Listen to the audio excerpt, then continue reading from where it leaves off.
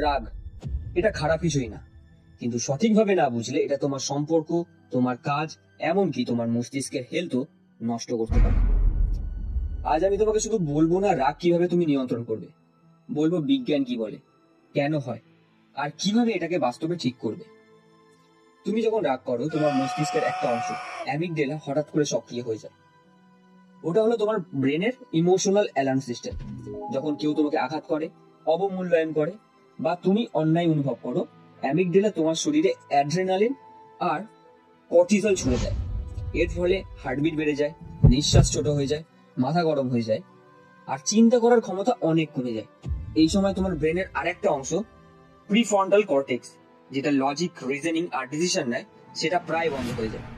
তাই রাগের সময় আমরা এমন কিছু বলে ফেলি যা পরে অনুতাপ হয়।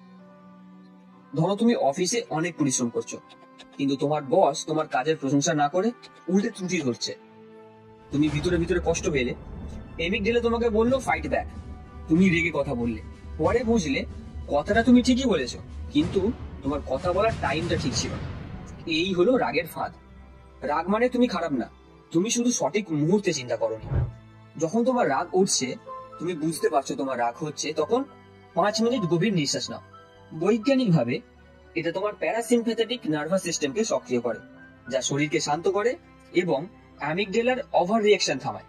যেমন ফোনের রিস্টার্ট দিলে সমস্যা কমে যায়, ঠিক তেমন তোমার ব্রেন একসাথে দুটো ইমোশন হ্যান্ডেল করতে পারে না। রাগ থেকে মন সরিয়ে নাও, জল খাও, হাঁটো, তোমার কি কারণে রাগ হচ্ছে সেটাকে লিখে ফেলো। এতে প্রিফ্রন্টাল কর্টেক্স আবার সক্রিয় হয় আর তুমি যুক্তিতে ফিরতে পারো।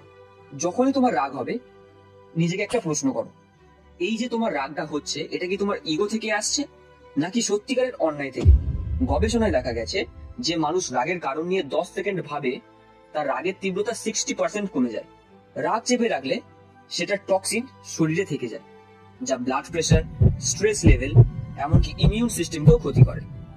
তাই ঠান্ডা মাথায় বলো, তোমার যদি রাগ হয়ে থাকে, তোমার সামনের জনকে ঠান্ডা মাথায় বলো, তুমি যেটা করলে সেটা আমার ভালো লাগেনি। এটা হলো ইমোশনাল হাইজিন, পরিষ্কার করে প্রকাশ করা। রাগের পিছনে সবসময় একটা ব্যথা বা ভয় থাকে, সেটা ধরো যেমন অবহেলার ভয়, অবমূল্যায়নের কষ্ট বা হারের ভয়। যখন তুমি সেই মূলটা বুঝে ফেলো, তখন রাগ আর শত্রু থাকে না, বরং তোমার শিক্ষক হয়ে যায়। রাগকে দমন করো না, বোঝো, কারণ রাগ তোমার শত্রু না, ও শুধু তোমার ভিতরে একটা না বলা কষ্টের প্রতিধ্বনি। আমি বুবাই মন্ডল, আমি বিশ্বাস করি পরিবর্তন শুরু হয় একটাই জায়গা থেকে, তোমার ভিতর থেকে।